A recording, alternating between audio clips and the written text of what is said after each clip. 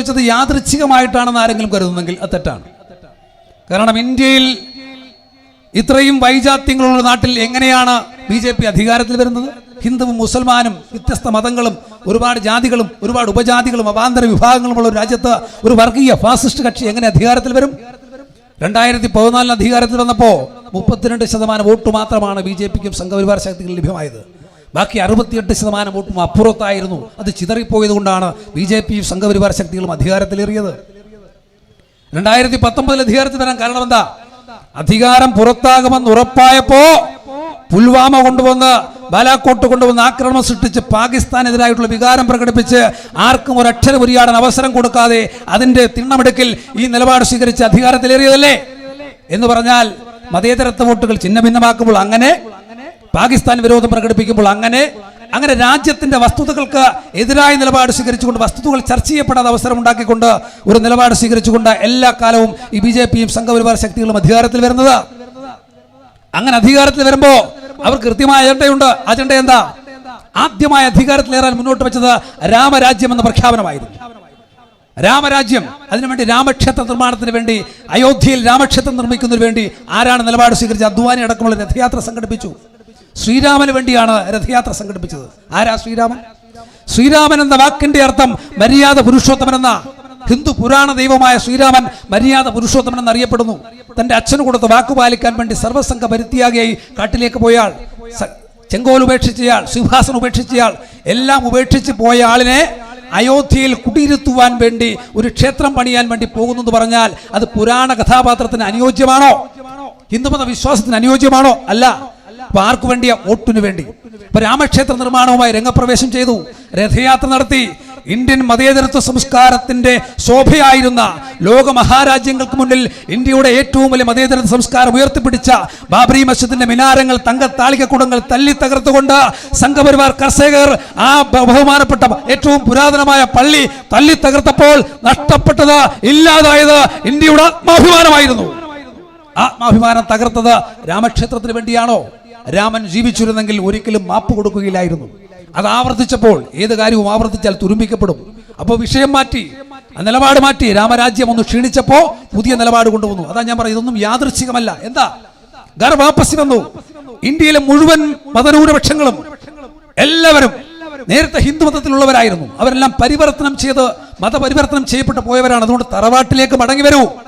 ഗർഭാപ്പസി കൊണ്ടുവന്നു. ആ ഗർഭാപ്പസി കൊണ്ടുവന്ന് ഇന്ത്യൻ മുസൽമാന്മാർക്ക് ആശങ്ക ഉണ്ടാക്കാൻ ശ്രമിച്ചു. അതും ആവർത്തിച്ചപ്പോൾ തുരുമ്പെടുത്തു. പുതിയ മുദ്രാവാക്യം വന്നു. എന്താ? ലവ് ജിഹാദ്. ഇന്ത്യൻ ന്യൂനപക്ഷങ്ങൾ, മുസ്ലിം ന്യൂനപക്ഷങ്ങൾ ന്യൂനപക്ഷമായിൽ നിന്ന് ഭൂരിപക്ഷമാകാൻ ആഗ്രഹിക്കുന്നു. അങ്ങനെ ഭൂരിപക്ഷമാകാൻ ആഗ്രഹിക്കുമ്പോ ആ ഭൂരിപക്ഷമാകാൻ വേണ്ടി ഇവിടുത്തെ മുസ്ലിം ചെറുപ്പക്കാർ മറ്റു മതങ്ങളിൽ പോയി ആളുകളെ വശീകരിച്ച് വിവാഹം ചെയ്ത് ഭൂരിപക്ഷമാകാൻ ശ്രമിക്കുന്നു. അതുകൊണ്ട് ജിഹാദാണ്, ലവ് ജിഹാദാണെന്ന് ഈ സംഘപരിവാർ ശക്തികൾ ആക്രോശിച്ചു. ആ നിലപാട് സംഘർഷമുണ്ടാക്കാൻ ശ്രമിച്ചു. അതും തുരുമ്പെടുത്തപ്പോ പുതിയ മുദ്രാവാക്യം വന്നു. എന്താ? ഗോമാതാവ്, പശു മാതാവാണ്. ആരെങ്കിലും പശുവിനെ മാതാവായി കണ്ടാൽ അങ്ങനെയും കാണാം, തർക്കമൊന്നും നമുക്കില്ല. പശു മാതാവാണ്. കാരണം എന്താ? എന്തിനാ പശുവിനെ മാതാവാക്കുന്നത്, പോത്തിനെ അച്ഛനാക്കുന്നത്? വേറൊന്നും കൊണ്ടല്ല. ഈ രംഗത്ത് വ്യവസായം നടത്തുന്ന മുസൽമാന്മാരായിട്ടുള്ള ആളുകളെ കടന്നാക്രമിക്കാൻ, ആൾക്കൂട്ട ആക്രമണത്തിൽ കൂടി തച്ചു തകർത്തില്ലായ്മ ചെയ്യാൻ നിലപാട് സ്വീകരിക്കാൻ കിട്ടിയ അവസരം കൊണ്ടാണ് ഗോമാതാവ് എന്ന പുതിയ മുദ്രാവാക്യം കൊണ്ടുവന്നത്. പശ്ചിമ യുപിയിൽ ഒരു ഉസ്താദ് പറഞ്ഞല്ലോ, മുഹമ്മദ് അഖ്ലാഖ് എന്ന് പറയുന്ന മധ്യവയസ്കൻ, തന്റെ മകൻ ഇന്ത്യൻ സുരക്ഷാ സേനയുടെ ഭാഗമാണ്, ഇന്ത്യൻ പട്ടാളക്കാരനാണ്. ഞാനും നിങ്ങൾ ഉറങ്ങുമ്പോൾ എന്നെയും നിങ്ങളെയും കാക്കുവാൻ വേണ്ടി ഉറക്കം വിളിച്ച് അതിർത്തിയിൽ കാത്തിരിക്കുന്ന മുഹമ്മദ് അഖ്ലാഖിന്റെ മകൻ. അങ്ങനെ കാത്തിരിക്കുമ്പോ ആ മുഹമ്മദ് അഖ്ലാഖിനെ പച്ചക്ക് തല്ലി തച്ച് തകർത്തത്, ഇല്ലാതെ ചെയ്തത് ഈ സംഘപരിവാർ ശക്തികളാണ്. എന്തിനാ? വീട്ടിൽ പശുമാംസം സൂക്ഷിച്ചു എന്ന് സംശയം തോന്നിയത് കൊണ്ട്. ഉണ്ടോണ്ടിരിക്കുമ്പോൾ നായർക്കൊരു ഉള്ളിൽ ഉണ്ടോ എന്ന് പറഞ്ഞതുപോലെ അങ്ങനെ ഒരു സംശയം തോന്നിയത് കൊണ്ട് ആരാ ചെയ്തത്? അവിടുത്തെ പുരോഹിതന്മാർ ചേർന്നുകൊണ്ട്, ഒരു സംഘം സംഘപരിവാർ ശക്തികൾ ചേർന്നുകൊണ്ട് മുഹമ്മദ് അഖ്ലാഖിനെ തച്ചു കൊന്നു. അത് പുതിയ മുദ്രാവാക്യം. ഒരാളെ മാത്രമല്ല, പല സ്ഥലങ്ങളിൽ ആൾക്കൂട്ട ആക്രമണങ്ങൾ സംഘടിപ്പിക്കപ്പെട്ടു. കാരണം എന്താ? ഈ ആൾക്കൂട്ട ആക്രമണങ്ങളെല്ലാം തന്നെ പശു വ്യാപാരത്തിന്റെ പേരിൽ പശു സംരക്ഷണത്തിന് നിലപാട് സ്വീകരിച്ചുകൊണ്ട് വന്നു. അങ്ങനെ ആൾക്കൂട്ട ആക്രമണത്തിൽ ആളുകൾ കൊല്ലപ്പെട്ടു, ആളുകൾ പീഡിപ്പിക്കപ്പെട്ടു. ആര്? മുസ്ലിം ന്യൂനപക്ഷങ്ങൾ. അത് ആവർത്തിച്ചുകൊണ്ടേയിരുന്നു. മുസ്ലിം സമുദായം ആശങ്കയിലായി, അരക്ഷിതാവസ്ഥയായി. ഇതിനെതിരെ നിലപാട് സ്വീകരിച്ചവർ, ജനാധിപത്യ കഴിവേട്ടം അവസാനിപ്പിക്കുവാൻ വേണ്ടി ഉജ്ജ്വലമായ നിലപാട് സ്വീകരിച്ച സാഹിത്യകാരന്മാർ, ശാസ്ത്ര പ്രതിഭകൾ, സാമൂഹിക പ്രവർത്തകർ ഗൗരി ലങ്കേഷ്, നരേന്ദ്ര ദബോൾക്കർ, ഗോവിന്ദ പൻസരെ, ഡോക്ടർ എം കൽബുർഗി അടക്കമുള്ളവരെ തച്ചുകൊന്നു. ആര്? വേറെ ആരുമല്ല, ഇന്ത്യൻ ഹിന്ദു വർഗീയവാദികൾ, സംഘപരിവാർ ശക്തികൾ. ഇവർ പറയുന്നത് എന്താ? ഇവർ പറയുന്നത് ഇസ്ലാമിക നിലപാട് സ്വീകരിക്കുന്നവരാണ് രാജ്യത്ത് ഭീകരവാദം ഉണ്ടാക്കുന്നതെന്ന്. ഞാൻ ചോദിച്ചുകൊള്ളട്ടെ, ഇവിടെ ഗൗരി ലങ്കേഷിനെ കൊന്നത് ഇസ്ലാം തീവ്രവാദികളാണോ? ഗോവിന്ദ പൻസരെ കൊന്നത്, നരേന്ദ്ര ദബോൾക്കറെ കൊന്നത്, ഡോക്ടർ എം കൽബുർഗിയെ കൊന്നത് ഹിന്ദു തീവ്രവാദികളല്ലേ? ഹിന്ദു വർഗീയവാദികളല്ലേ? ഇന്ത്യയുടെ പ്രധാനമന്ത്രിക്ക് കമാന്ന് രക്ഷണമിണ്ടാൻ കഴിഞ്ഞോ? ഈ നിമിഷം വരെ ആ വർഗീയവാദികളെ പിടിച്ച് കൽത്തുറുങ്കിലടക്കാൻ നരേന്ദ്രമോദിക്ക് കഴിഞ്ഞോ? ഇല്ല. കാരണം എന്താ? അവരുടെ ആളുകളെ അവർ പിടിക്കില്ല. പിന്നെന്താ പറയുന്നത്? ഇസ്ലാം ഭീകരവാദിയാണ്. ഇന്ത്യയുടെ ഏറ്റവും പ്രധാനപ്പെട്ട പ്രധാനമന്ത്രിയായിരുന്ന ഇന്ത്യയുടെ ഉരുക്കു വനിത ഇന്ദിരാഗാന്ധിയെ കൊന്നത് ഇസ്ലാം തീവ്രവാദികളാണോ? അല്ല. ഇന്ത്യയുടെ ആത്മാവെന്ന് വിശേഷിപ്പിക്കപ്പെടുന്ന ഇന്ത്യയുടെ രാഷ്ട്രപിതാവ് ഗാന്ധിജി തന്റെ പ്രാർത്ഥനാ മന്ദിരത്തിലേക്ക് 49 കിലോഗ്രാം തൂക്കമുള്ള ഗാന്ധിജി 2 സ്ത്രീ സഹോദരിമാരുടെ തോളിൽ തൂങ്ങി പ്രാർത്ഥനാ മന്ദിരത്തിലേക്ക് പോകുമ്പോ ഗോഡ്സെ എന്ന് പറയുന്ന വർഗീയ ഫാസിസ്റ്റ് നേതാവ് വന്ന് തന്റെ മുന്നിലേക്ക് വന്ന് ഗാന്ധിജിയുടെ മുന്നിലേക്ക് വന്ന് ഒന്ന് വണങ്ങി. വണങ്ങിയത് വിനയം കൊണ്ടല്ല, ബഹുമാനം കൊണ്ടല്ല, മറിച്ച് വണങ്ങിയത് കൃത്യമായി അളവെടുക്കാൻ, നന്നായി കുനിഞ്ഞു വണങ്ങി ഗാന്ധിജിയുടെ നേരെ നിറയൊഴിക്കാൻ കൃത്യമായി അളവെടുത്തുകൊണ്ട് അളവുറപ്പിച്ച് 4 പടി കൃത്യമായി വെച്ച് ഗാന്ധിജി എന്ന ഇന്ത്യയുടെ ആത്മാവിനെ തച്ചു തകർത്ത് ഇല്ലാതാക്കിയത് സംഘപരിവാർ നേതാവല്ലേ? അതാര്? ഗോഡ്സെ അല്ലേ? അപ്പം ആരാണ് ഇന്ദിരാഗാന്ധിയെ കൊന്നത്? ഇന്ത്യയുടെ രാഷ്ട്രപിതാവായ മഹാത്മാഗാന്ധിയെ കൊന്നത്. ഇതപ്പുറത്ത് അങ്ങോട്ട് നോക്കൂ, ശ്രീ പെരുമ്പത്തൂരിൽ രാജീവ് ഗാന്ധി എന്ന് പറയുന്ന ഇന്ത്യയുടെ കമ്പ്യൂട്ടർ പ്രധാനമന്ത്രിയെ, സുമുഖനായ പ്രധാനമന്ത്രിയെ ആരാണ് ഇല്ലായ്മ ചെയ്തത്? കൊന്നത്? ചിതറിപ്പോകാൻ കാരണമായത് ഇസ്ലാമിക തീവ്രവാദികളാണോ? അല്ല. പിന്നെ എവിടെയാ പറയുന്നത്? എന്താ പറയുന്നത്? ഇസ്ലാം മതവിശ്വാസികൾ തീവ്രവാദത്തിന്റെ സ്പോൺസർമാരാണെന്ന് സംഘപരിവാർ പറയുന്ന തെളിവെന്താ? ഒരു തെളിവുമില്ല. ബാബറി മസ്ജിദ് തല്ലി തകർത്തപ്പോ, ഏറ്റവും പ്രധാനപ്പെട്ട ആരാധനാലയം തകർന്നപ്പോ നെഞ്ചു തകർന്ന ഇന്ത്യൻ മതന്യൂനപക്ഷങ്ങൾ, മുസ്ലിം ന്യൂനപക്ഷങ്ങൾ കേരളത്തിലെ ഏതെങ്കിലും ഒരു ക്ഷേത്രത്തിന് നേരെ ഒരു ചെറിയ കല്ലെടുത്തെറിഞ്ഞോ? ഇല്ലല്ലോ. കാരണം എന്താ? ഇന്ത്യൻ മതേതരത്വം ഉയർത്തിപ്പിടിക്കാൻ ഇന്ത്യൻ ദേശീയ മുസൽമാന്മാർക്ക് ബാധ്യതയുണ്ട് നിലപാട് ഉയർത്തിപ്പിടിച്ചുകൊണ്ട് അവർ ആ നിലപാട് സ്വീകരിച്ചത്. അങ്ങനെ നിലപാട് സ്വീകരിച്ചവരെ, അങ്ങനെ ശരിയായ നിലപാട് സ്വീകരിച്ചവരെ തകർക്കാൻ, അവരെ ആശങ്കയിലാക്കാൻ, അവരെ ആക്രമിക്കാൻ, അവരെ ആക്രോശിക്കാൻ, അവരെ കുറച്ചു കാണിക്കാൻ ശ്രമിച്ചാൽ ഇന്ത്യൻ മതേതരത്വ വിശ്വാസികൾക്ക് ക്ഷമിക്കാൻ മനസ്സില്ല എന്ന് സൂചിപ്പിക്കാനാണ് ഈ കാര്യങ്ങൾ ഞാൻ സൂചിപ്പിച്ചത്. ഇവിടെ പറഞ്ഞല്ലോ, ഗോഡ്സെയാണ് ഞങ്ങളുടെ ആരാധന പുരുഷൻ, മനുസ്മൃതിയാണ് ഞങ്ങളുടെ പ്രധാന ഗ്രന്ഥം. പിതാരക്ഷതി കൗമാരെ ഭർത്തോരക്ഷതി യൗവനെ പുത്രോരക്ഷതി വാർദ്ധക്യ ന സ്ത്രീ സ്വാതന്ത്ര്യം അർഹതി എന്ന മനുസ്മൃതി പറയുന്നത്. സ്ത്രീകൾക്ക് സ്വാതന്ത്ര്യം പ്രഖ്യാപിക്കുന്നില്ല. താഴെ ജാതിയുള്ളവൻ വേദം കേട്ടാൽ ആ കേൾക്കുന്ന ചെവി ഈയം കൊണ്ട് അടയ്ക്കണം. വേദം പറഞ്ഞാൽ നാ കറുത്തു മുറിച്ച് കളയണം. വിജ്ഞാനം കേൾക്കാൻ, വിജ്ഞാനം പ്രസരിപ്പിക്കാൻ, വിജ്ഞാനം പറയാൻ അവസരമില്ല. അതാണ് മനുസ്മൃതി. ആ മനുസ്മൃതിയാണ് ഞങ്ങളുടെ താത്വിക ഗ്രന്ഥം എന്ന് പറയുന്ന സംഘപരിവാർ ശക്തികൾ. സ്വാതന്ത്ര്യ സമര കാലഘട്ടത്തിൽ ഒരു ചരിത്രത്തിന് താളിൽ പോലും ഇല്ലാതിരുന്നവർ അവരെന്താ പറഞ്ഞത്? സവർക്കർ എന്താ? വീര സവർക്കർ എന്നാ പറയുന്ന. ആർക്കാ വീരൻ? മാപ്പെഴുതി കൊടുത്ത ഷൂ നക്കിയ സവർക്കറെ എങ്ങനെയാ വീര സവർക്കർ എന്ന് വിളിക്കുന്നത്? അദ്ദേഹം പറഞ്ഞു, അകത്ത് കിടക്കുന്ന എന്നേക്കാൾ പ്രയോജനകരമായി ബ്രിട്ടീഷുകാർക്കുള്ളത് പുറത്ത് കിടക്കുന്ന ഞാനാണ്, അതുകൊണ്ട് എന്നെ പുറത്തു വിടൂ. ഞാൻ പുറത്തു വിട്ടാൽ ബ്രിട്ടീഷുകാർ പട്ടാളത്തെ ഞാൻ സഹായിക്കാൻ നിലപാട് സ്വീകരിച്ചയാളാണ് സവർക്കർ. ആ നിലപാട് സ്വീകരിച്ചുകൊണ്ട് പുറത്തു വന്നയാളാ സവർക്കർ. അദ്ദേഹം മാത്രമല്ല, വേറെയും ആളുണ്ട്. വാജ്പേയിയെ കാൺപൂർ വെച്ച് പിടിച്ചപ്പോ അദ്ദേഹവും പറഞ്ഞു, ഒരു മാപ്പെഴുതി കൊടുത്തു, എന്നെ പുറത്തിറക്കൂ. ആ മാപ്പെഴുതി കൊടുത്താൽ പുറത്തിറക്കും. മാപ്പെഴുതി കൊടുത്ത് പുറത്തിറങ്ങി എന്ന് മാത്രമല്ല, തന്നോടൊപ്പം സമരം ചെയ്ത 300ഓളം സ്വാതന്ത്ര്യ സമര സേനാനികളെ ആ നിലപാട് സ്വീകരിക്കാൻ, അവർക്കെതിരായി വഴികൊടുക്കുവാൻ പോലും വാജ്പേയി തയ്യാറായി എന്നുള്ളത് സംഘപരിവാറിന്റെ ചരിത്രമാണ്. അങ്ങനെ സംഘപരിവാറിന് ഒരുപാട് ചരിത്രമുണ്ട്. ഞാൻ സംസാരിച്ചു വന്നത് കൂടുതൽ ദീർഘിപ്പിക്കുന്നില്ല. ഇവിടെ ഞാൻ പറയാൻ ആഗ്രഹിക്കുന്നത്, അപ്പൊ സംഘപരിവാർ ശക്തികൾ നമ്മളെ കടന്നാക്രമിക്കാൻ ശ്രമിച്ചുകൊണ്ടേയിരിക്കുന്നു. ആ കടന്നാക്രമിക്കാൻ ശ്രമിക്കുന്ന സംഘപരിവാർ ശക്തികൾക്ക് മുന്നിൽ മുട്ടുമടക്കാൻ നമ്മൾ മനസ്സു കാണിക്കരുത്. അതിശക്തമായ ജനാധിപത്യ പ്രതിഷേധം സംഘടിപ്പിക്കണം. ആ പ്രതിഷേധങ്ങൾ നാടൊട്ടുക്കെ സംഘടിപ്പിക്കണം. ഇവിടെ പറഞ്ഞല്ലോ, ഹിന്ദു രാഷ്ട്രമാക്കാൻ വേണ്ടി നിലപാട് സ്വീകരിച്ചുകൊണ്ടിരിക്കുന്നു. എന്താ പറഞ്ഞത്? ഗോഡ്സെ മഹാത്മാഗാന്ധിയെ കൊന്ന് ഗോഡ്സെക്ക് വധശിക്ഷ വിധിക്കപ്പെടാൻ പോകുമ്പോ അദ്ദേഹത്തോട് ചോദിച്ചു, എന്താണ് നിങ്ങൾക്ക് കുറ്റബോധമുണ്ടോ? ഒരു കുറ്റബോധവുമില്ല. വേറെ ചില ആളുകളെ കൂടി കൊല്ലാൻ തീരുമാനിച്ചു, നടക്കാതെ പോയതിന്റെ വിഷമം മാത്രമേ ഉള്ളൂ. സംഘപരിവാർ നേതാക്കന്മാരോട് ഗോഡ്സെ പറഞ്ഞു. എന്താ പറഞ്ഞത്? സംഘപരിവാർ നേതാക്കന്മാരോട് ഗോഡ്സെ പറഞ്ഞു, ഞാൻ മരണപ്പെട്ടു കഴിഞ്ഞാൽ എന്റെ ചിതാഭസ്മം നിങ്ങൾ ഗംഗയിൽ നിമഞ്ജനം ചെയ്യരുത്. എന്തുകൊണ്ടാ? ഗംഗയിൽ നിമജ്ജനം ചെയ്യണമെങ്കിൽ ഇന്ത്യ ഒരു ഹിന്ദു രാഷ്ട്രമാകണം. ഇന്ത്യ എന്നൊരു ഹിന്ദു രാഷ്ട്രമാകുന്നോ അന്ന് മാത്രമേ ഗോഡ്സെ പറഞ്ഞത് എന്റെ ചിതാഭസ്മം നിമജ്ജനം ചെയ്യാൻ പാടുള്ളൂ ഗംഗയിൽ. ഇന്നും നാഗ്പൂരിൽ കേന്ദ്ര കാര്യാലയത്തിൽ, സംഘപരിവാർ കാര്യാലയത്തിൽ സൂക്ഷിച്ചു വെച്ചിട്ടുണ്ട് ഗോഡ്സെയുടെ ചിതാഭസ്മം. ചെറിയ ചുവന്ന പട്ടിൽ കെട്ടി കൃത്യമായി സൂക്ഷിച്ചു വെച്ചിട്ടുണ്ട്. എന്തിനാ? ഗംഗയിൽ നിമജ്ജനം ചെയ്യാൻ. എങ്ങനെയാ ഇന്ത്യ ഒരു ഹിന്ദു രാഷ്ട്രമാകുമ്പോ എനിക്ക് പറയാനുള്ളത്, പലപ്പോഴും അമിത്ഷായും മോദിയും പോയി ആ പറയുന്ന ചുവന്ന പട്ടെടുത്തു വെച്ച് നന്നായി മണപ്പിക്കുകയും തൊഴുകയും ചെയ്യുന്നുണ്ട് ഊർജം കിട്ടാൻ. ആ ഊർജവുമായി ഇങ്ങ് വന്നാ മതി. ഇന്ത്യൻ മതേതരത്വ വിശ്വാസികൾക്ക് അവസാന ശ്വാസമുള്ളിടത്തോളം കാലം ഗോഡ്സെയുടെ സ്വപ്നമായി മാത്രം അവശേഷിക്കുകയുള്ള കാര്യത്തിൽ ഒരു തർക്കവും വേണ്ട. കാരണം ഇത് ഇന്ത്യ ജനാധിപത്യ രാജ്യമാണ്, മതേതരത്വ രാജ്യമാണ്, ഇന്ത്യക്ക് ഭരണഘടനയുള്ള രാജ്യമാണ്, രാഷ്ട്രീയ പ്രസ്ഥാനങ്ങൾ സജീവമായി പ്രവർത്തിക്കുന്ന രാജ്യമാണ്, ഇന്ത്യൻ ദേശീയ ബോധമുള്ള രാഷ്ട്രീയ പ്രസ്ഥാനങ്ങളും മതേതരത്വ പ്രസ്ഥാനങ്ങളും ഉള്ള രാജ്യമാണ്. ഇവിടെ ഇത്തരം ഒരു നിലപാട് സ്വീകരിക്കാൻ ആരും അനുവദിക്കുകയില്ല. ആ നിലപാട് സ്വീകരിച്ചുകൊണ്ടാണ് മുന്നോട്ട് വരുന്നത്. ഇവിടെ പറഞ്ഞല്ലോ, ഇന്ത്യയിലെ മുസൽമാന്മാരെല്ലാം പാകിസ്ഥാനിലേക്ക് പോകണം. ആരാ പറയുന്നത്? സാക്ഷി മഹാരാജ് പറയുന്നു. BJPയുടെയും സംഘപരിവാറിന്റെയും നേതാക്കന്മാർ പറയുന്നത് എന്താ? എല്ലാവരും പാകിസ്ഥാനിലേക്ക് പോകൂ. ഇന്ത്യൻ മുസ്ലിം സ്ത്രീകൾ കുട്ടികളെ ഉണ്ടാക്കുന്ന ഫാക്ടറികളാണെന്ന് പറയുന്നു. ആര്? സംഘപരിവാർ നേതാക്കന്മാർ.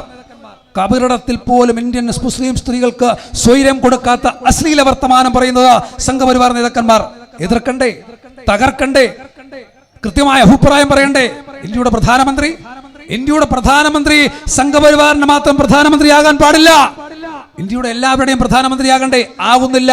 മറിച്ച് സംഘപരിവാർ ശക്തികളെ പ്രോത്സാഹിപ്പിച്ചുകൊണ്ട് RSS അജണ്ട നടപ്പിലാക്കുവാൻ വേണ്ടി ഇവിടുന്ന് എല്ലാവരും പാകിസ്ഥാനിലേക്ക് പോകണമെന്ന് പ്രഖ്യാപനം നടത്തുന്നു. എന്ന് പറഞ്ഞാൽ ഇന്ത്യയിൽ ആരാ പാകിസ്ഥാനിലേക്ക് പോകേണ്ടത്? ബഹുമാന്യ ശ്രീ K. മുരളീധരൻ പറഞ്ഞതുപോലെ ആകെ 1.5 കോടി സംഘപരിവാർ ശക്തികളുള്ളെങ്കിൽ 132 കോടി വരുന്ന ഈ രാജ്യത്ത് ഈ 1.5 കോടി വരുന്ന ആളുകൾ ഏതെങ്കിലും ഉഗാണ്ടയിലേക്കോ എങ്ങോട്ടോ പോയിക്കൊള്ളൂ, ഞങ്ങൾ ഇവിടെ ജീവിച്ചു കൊള്ളട്ടെ സമാധാനമായി എന്ന് ശ്രീമാൻ K. മുരളീധരൻ പറഞ്ഞ വാക്കുകൾ ഞാൻ കടമെടുക്കുകയാണ്. അതാണ് വേണ്ടത്. കാരണം ഇന്ത്യ ഒരു ജനാധിപത്യ രാജ്യമാണ്. നിരാഷ്ട്രവാദം ഉണ്ടായത് സ്വാതന്ത്ര്യ സമര കാലഘട്ടത്തിലാണ്. ആ സ്വാതന്ത്ര്യ സമര കാലഘട്ടത്തിൽ ആ ചരിത്രത്തിൽ ഒരു പങ്കുമുള്ളവരല്ല ഈ പറയുന്ന ആര്? സംഘപരിവാർ ശക്തികൾ. സ്വാതന്ത്ര്യ സമരം നടക്കുമ്പോൾ, ആ സമരം നടന്നു പോകുമ്പോൾ അതിന്റെ വേലിക്കരികിൽ പാത്തു നിന്ന് നോക്കി ഒരു പൊളവൻ കടിച്ചു മരിച്ച ചരിത്രം പോലും പറയാനില്ലാത്ത സംഘപരിവാർ എന്ത് ചരിത്രമാണ് ഈ രാജ്യത്തിന്റെ സ്വാതന്ത്ര്യ സമരത്തിൽ നിങ്ങൾക്ക് പറയാനുള്ളത്? ഒന്നും പറയാനില്ല. അതുകൊണ്ട് അവരെന്ത് പറയുന്നു? ആക്ഷേപം പറഞ്ഞുകൊണ്ടേയിരിക്കുന്നു, ആക്രോശം പറഞ്ഞുകൊണ്ടേയിരിക്കുന്നു. നിരാഷ്ട്രവാദം ഉണ്ടാക്കുമ്പോൾ, പാകിസ്ഥാൻ ഉണ്ടാക്കുമ്പോൾ, മുഹമ്മദ് ജിന്നെ പോലുള്ള അധികാരമോഹമുള്ളവർ അപ്പുറത്തേക്ക് പോകുമ്പോൾ നെഹ്റുവും ഗാന്ധിജിയും വേദനിച്ചിരുന്നു. സ്വാതന്ത്ര്യം കിട്ടുമ്പോൾ ഗാന്ധിജി ആ സ്വാതന്ത്ര്യത്തിന്റെ ആഘോഷങ്ങളിലായിരുന്നില്ല, കൽക്കട്ടയിൽ നവഖലിയിലായിരുന്നു. എന്തിനു വേണ്ടി? ഈ രാജ്യത്ത് മുസൽമാനും ഹിന്ദുവും തമ്മിലടിച്ച് മരിക്കാതിരിക്കാൻ അവർക്കിടയിലേക്ക് പാഞ്ഞു പോവുകയായിരുന്നു. അതുകൊണ്ടാണ് ഗാന്ധിജി കൊല്ലപ്പെട്ടത്. പാകിസ്ഥാനെ പോലെ ഒരു ഹിന്ദുസ്ഥാൻ ഉണ്ടാക്കാൻ തടസ്സം ഗാന്ധിജിയാണെന്ന് മനസ്സിലാക്കിയപ്പോഴാണ് ഗാന്ധിജിയെ കൊല്ലുന്നത്. ഈ രാജ്യത്ത് മതേതരത്വ വിശ്വാസികളെ കൊല്ലുന്നത്, സാഹിത്യകാരന്മാരെ കൊല്ലുന്നത് ആരാണോ തടസ്സം അവരെ ഇല്ലാതാക്കുന്നു, ജനാധിപത്യത്തെ കഴിവേറ്റുന്നു, ആ നിലപാട് സ്വീകരിക്കുന്നു. വീണ്ടും ദുരാഷ്ട്രവാദം പോലെ വന്നുകൊണ്ട് ബാക്കിയുള്ളവർ അപ്പുറത്തേക്ക് പോകട്ടെ, ഇത് ഹിന്ദുസ്ഥാനാക്കി ഹിന്ദു രാജ്യമാക്കി മാറ്റാൻ നിലപാട് സ്വീകരിക്കുന്നു. എന്ന് പറഞ്ഞാൽ ഇവിടെ ഹിന്ദുക്കൾ മാത്രം ജീവിച്ചാൽ മതി എന്ന് നിലപാട് സ്വീകരിക്കുന്നു. ആ നിലപാട് ഒരിക്കലും നടക്കില്ല. ഇവിടെ വന്ന് ആരും പൗരത്വം പറഞ്ഞ് അപ്പുറത്തേക്ക് പോകാൻ കഴിയില്ല, പൗരത്വത്തിന്റെ പേര് ഒരാളെ പോലും അപ്പുറത്തേക്ക് ഇറക്കാൻ കഴിയില്ല എന്ന് ഇവർക്കും അറിയാം. അവർക്ക് നല്ല ബോധ്യവുമുണ്ട്. കാരണം എന്താ? അവർക്ക് ഇതൊക്കെ അറിയാം. അവർ ആഗ്രഹിക്കുന്നത് സംഘർഷമാണ്, അവർ ആഗ്രഹിക്കുന്ന അരക്ഷിതാവസ്ഥയാണ്. അരക്ഷിതാവസ്ഥയുണ്ടാക്കി, സംഘർഷമുണ്ടാക്കി, ജനാധിപത്യ ഭൂരിപക്ഷമുണ്ടാക്കി എല്ലാ കാലവും അധികാരത്തിന്റെ താക്കോൽ കൂട്ടം ഇങ്ങനെ കൈവെള്ളയിൽ വെച്ച് അമ്മാനമാടി വിജയിച്ച് കളയാമെന്ന് കരുതിയാൽ ഒരു കാരണവശാലും ജനാധിപത്യപരമായി നേരിടാനുള്ള ചോദന നമുക്കുണ്ടാകേണ്ടതുണ്ട് എന്ന പക്ഷമാണ് ഞാൻ നിങ്ങൾക്ക് മുന്നോട്ട് വെക്കുന്നത്. ആ പക്ഷം ഉയർപ്പിക്കേണ്ടതുണ്ട്. ഫാസിസം അതിൻ്റെ എല്ലാ വഴിയിൽ കൂടി കടന്നു വരികയാണ്. ഫാസിസം വരുമ്പോൾ സ്വാഭാവികമായും ബുദ്ധിയുള്ള കള്ളനെ പോലെയാണ് ഫാസിസം. ഒച്ചയുണ്ടാക്കാതെ, ബഹളമുണ്ടാക്കാതെ കടന്നു വന്ന് വരുന്നുവെന്ന് തോന്നലുണ്ടാക്കാതെ നമ്മെ കെട്ടിപ്പിടിച്ച് അവസാനം നിരാഷ്ട്രാലിംഗനമായി കശേരുക്കൾ ഞുറുങ്ങി ഇല്ലാതാകുമ്പോഴാണ് നമുക്ക് ബോധ്യപ്പെടുന്നത്. അവിടെയാണ് ഫാസിസത്തിൻ്റെ വരവ്, ഫാസിസത്തിൻ്റെ വിളിച്ചെറിയക്കൽ. അത് മനസ്സിലാക്കി നിലപാട് സ്വീകരിക്കാൻ കഴിയേണ്ടതുണ്ട്. ഫാസിസ്റ്റ് ശക്തികളുടെ എല്ലാം അവസാനം, നമുക്കെല്ലാം ഹിറ്റ്ലറുടെ അവസാനം ആത്മഹത്യയായിരുന്നു. എല്ലാ ഫാസിസ്റ്റുകളും അവസാനം തൂങ്ങിയാടുന്നത് നമ്മൾ കണ്ടിട്ടുണ്ട്. പ്രിയപ്പെട്ട നരേന്ദ്രമോദി, നിങ്ങൾ തൂങ്ങിയാടണമെന്ന് ആഗ്രഹിക്കുന്ന ഒരു മതത്തിന്റെ വക്താക്കളല്ല നമ്മൾ, ഒരു മതേതരത്വ വക്താക്കളല്ല നമ്മൾ ആഗ്രഹിക്കുന്നത് നിങ്ങൾ തിരുത്തണം. തിരുത്തിയില്ലെങ്കിൽ തിരുത്താൻ ആവശ്യമായ ജനാധിപത്യ ശേഷി ഈ രാജ്യത്ത് ഇനിയും അവശേഷിച്ചിട്ടുണ്ട് എന്ന് ഉറക്കെ പ്രഖ്യാപിക്കാൻ ഞങ്ങൾ ആഗ്രഹിക്കുകയാണ്. ഞാൻ ദീർഘമായി സംസാരിച്ചു പോകുന്നില്ല. ഒരു കാര്യം കൂടി സൂചിപ്പിച്ച് ഞാൻ അവസാനിപ്പിക്കുന്നു. അത് വേറൊന്നുമല്ല, അമിത്ഷാ വളരെ വിശാലമായി സംസാരിച്ച് ഇന്ത്യൻ മുസൽമാന്മാരെ പേടിപ്പിക്കാൻ ശ്രമിക്കുകയാണ്. ഇന്ത്യൻ മുസൽമാന്മാർക്ക് അമിത്ഷായെ പേടിയാണെന്നാണ് അദ്ദേഹത്തിന്റെ ധാരണ. തെറ്റായ ധാരണയാണ്. കപിൽ സിബൽ എന്ന അഭിഭാഷക ശ്രേഷ്ഠൻ രാജ്യസഭയിൽ പറഞ്ഞു, മിസ്റ്റർ അമിത്ഷാ, ഇന്ത്യയിലെ ഒരു മുസ്ലിം ന്യൂനപക്ഷത്തിനും നിങ്ങളെ ഭയമില്ല. അങ്ങനെ ഭയക്കുന്ന ഒരു പാരമ്പര്യമല്ല അവർക്കുള്ളത്. വാര്യംകുന്നത്ത് കുഞ്ഞഹമ്മദ് ഹാജിയുടെ രക്തം സിരകളിൽ ഓടുന്ന ഇന്ത്യൻ മുസൽമാന്മാർക്ക് അമിത്ഷായല്ല, അമിത്ഷായുടെ അച്ഛൻ മുത്തുപ്പട്ടർ വന്നാലും വിഷമിക്കില്ല, ഭയക്കില്ല എന്ന് കപിൽ സിബൽ പ്രഖ്യാപിച്ചു. ആ പ്രഖ്യാപനം ഏറ്റെടുത്തുകൊണ്ട് പറയാൻ ഞാൻ ആഗ്രഹിക്കുകയാണ്. അദ്ദേഹം ആരാണെന്ന് നമുക്കറിയാം. സുഹാബുദ്ദീൻ ഷെയ്ഖ് എന്ന് പറയുന്ന ഒരു ആളെ, ഒരു മുസൽമാനെ ലഷ്കർ തോയ്ബയുടെ ആളാണെന്ന് പറഞ്ഞ് 21 പോലീസ് ഉദ്യോഗസ്ഥന്മാർ വളഞ്ഞു നിന്ന് ആക്രമിച്ച് 2005 ഗുജറാത്തിൽ കൊന്നു. അന്ന് വൈകിട്ട് തന്നെ അദ്ദേഹത്തിന്റെ ഭാര്യയും മരിച്ചു. കൃത്യം 1 വർഷം കഴിയുമ്പോൾ അതിന് സാക്ഷിയായ ആളും മരിച്ചു. സ്വാഭാവികമായും കുറ്റമുണ്ടായി, കുറ്റപത്രമുണ്ടായി. അമിത്ഷാ പ്രതിയായി. അമിത്ഷായെ 3 മാസത്തേക്ക് റിമാൻഡ് ചെയ്തു. പ്രത്യേക CBI കോടതി വിചാരണ ചെയ്തു. ആ CBI കോടതി കൃത്യമായി അമിത്ഷായെ പുറത്തുവിട്ടു. സുപ്രീം കോടതിയിൽ അപ്പീൽ പോയി ജസ്റ്റിസ് ലോധ എന്ന് പറയുന്ന ബഹുമാനപ്പെട്ട ജഡ്ജ് അദ്ദേഹം പറഞ്ഞു, എന്നെ ഒരു ഹൈക്കോടതി ജഡ്ജ് അടക്കം എന്നെ സ്വാധീനിക്കാൻ ശ്രമിക്കുന്നു, അമിത്ഷായെ വെറുതെ വിടാൻ വേണ്ടി, അമിത്ഷായെ വെറുതെ വിടാൻ എന്നെ സ്വാധീനിക്കാൻ ശ്രമിക്കുന്നു. അങ്ങനെ പറഞ്ഞ് ജസ്റ്റിസ് ലോധ ദുരൂഹ സാഹചര്യത്തിൽ മരണപ്പെട്ടു. അദ്ദേഹത്തിന്റെ മകൻ പരാതി കൊടുത്തു, ഒന്നും എത്തിയില്ല എന്ന് പറഞ്ഞാൽ അമിത്ഷാ കുറ്റവിമുക്തനാക്കപ്പെടാൻ പോകുന്നു. ജസ്റ്റിസ് പി സദാശിവം പിന്നീട് ജഡ്ജിയായി വരുന്നു. ആ സദാശിവം അമിത്ഷായെ കുറ്റവിമുക്തനാക്കുന്നു. ജസ്റ്റിസ് പി സദാശിവം പിന്നീട് കേരളത്തിൽ റിട്ടയർ ചെയ്തപ്പോൾ കേരളത്തിന്റെ ഗവർണറായി വരുന്നു. എന്ന് പറഞ്ഞാൽ നിങ്ങൾ പാഴൂർ പടിക്കൽ പോയി കബഡി നിരത്തി പ്രശ്നം വെച്ച് നോക്കേണ്ട കാര്യമൊന്നുമില്ല. എങ്ങനെയാണ് അമിത്ഷാ രക്ഷപ്പെട്ടതെന്ന് മനസ്സിലാക്കാൻ വേറെ എങ്ങും പോകേണ്ടതില്ല. ഇങ്ങനെ രക്ഷപ്പെട്ട് ആളുകളെ സ്വാധീനിച്ച് ഇന്ത്യൻ ജനാധിപത്യത്തിന്റെ അമരത്ത് കയറിയിരുന്ന് നമ്മളെ കൊഞ്ഞണം കുത്തി കാണിക്കാൻ ശ്രമിച്ചാൽ അതിശക്തമായ തിരിച്ചടി ഇന്ത്യൻ രാജ്യത്തുണ്ടാകുമെന്ന് നിങ്ങൾ തിരിച്ചറിയുക എന്ന് മാത്രമാണ് എനിക്ക് സൂചിപ്പിക്കാനുള്ളത്. ഈ രാജ്യത്ത് നേരത്തെ ഉസ്താദ് പറഞ്ഞതുപോലെ ഒരുപാട് ദേശസ്നേഹികളുടെ, ആബിദ് ഹസൻ സഫറാനിയുടെ, ഹസ്രത് മൊഹാനിയുടെ, അതുപോലെയുള്ള മുഹമ്മദ് ഇക്ബാലിന്റെ അടക്കമുള്ള ഒരുപാട് യൂസഫ് മെഹർ അലിയുടെ അടക്കമുള്ള ഒരുപാട് രക്തസാക്ഷിത്വങ്ങളുടെ, മഹത് വ്യക്തിത്വങ്ങളുടെ ചേതനയും ചോദനയും വീണ്ടെടുത്ത ഒരു രാജ്യമാണ് നമ്മുടേതെന്ന് വിസ്മരിക്കാതെ, ഇന്ത്യൻ മുസൽമാന്മാരുടെ പേര് കേട്ടാൽ ഇന്ത്യൻ സ്വാതന്ത്ര്യ സമരത്തിലെ തീക്കനലായിരുന്നു ബോധ്യപ്പെട്ടുകൊണ്ട് ഇന്ത്യ ഗേറ്റിൽ എഴുതപ്പെട്ട 95,300 രക്തസാക്ഷികളിൽ 65,000-ലധികം പേരും ഇന്ത്യൻ മുസൽമാന്മാരുടെ പേരായിരുന്നു എന്ന് തിരിച്ചറിയപ്പെടുമ്പോൾ ഇന്ത്യൻ ദേശീയ മുസ്ലിങ്ങൾ ഇന്ത്യൻ സ്വാതന്ത്ര്യ സമരത്തിൽ വഹിച്ച പങ്കിനെ ആർക്കും വിസ്മരിക്കാൻ കഴിയില്ല. നിസ്തുലമായ പങ്കായിരുന്നു. ആ പങ്കറിയണമെങ്കിൽ നിങ്ങൾ ചവിട്ടി നിൽക്കുന്ന മണ്ണെടുത്ത് നന്നായി മണപ്പിച്ച് നോക്കിയാൽ ഇന്ത്യൻ മുസൽമാന്റെ രക്തസാക്ഷിത്വത്തിന്റെ മണമുണ്ടാകും. ആ മണമറിയണമെങ്കിൽ മൂക്ക് തുറന്നില്ലെങ്കിൽ നന്നായി മൂക്ക് തുളച്ചു നോക്കൂ. അമിത്ഷാ, നിങ്ങൾക്ക് ആ മണമുണ്ടായില്ലെങ്കിൽ കൃത്യമായി നിങ്ങളുടെ മൂക്ക് തുളച്ച് മണമുണ്ടാക്കാൻ ആവശ്യമായ നാസാരന്ധ്രത്തേക്ക് ഈ ഗന്ധം ഇടിച്ചു കെട്ടാൻ ആവശ്യമായ ആജ്ഞാശക്തിയും സംഘശേഷിയും ഇന്ത്യൻ മതേതരത്വ വിശ്വാസികൾക്കുണ്ട് എന്ന് മാത്രം പ്രഖ്യാപിച്ചുകൊണ്ട് ഇവിടെ തടിച്ചുകൂടിയ മുഴുവൻ മതേതരത്വ വിശ്വാസികളെയും RSPക്ക് വേണ്ടി അഭിവാദ്യം ചെയ്തുകൊണ്ട് എന്റെ വാക്കുകൾ അവസാനിപ്പിക്കുന്നു. നിങ്ങൾക്ക് അഭിവാദനങ്ങൾ.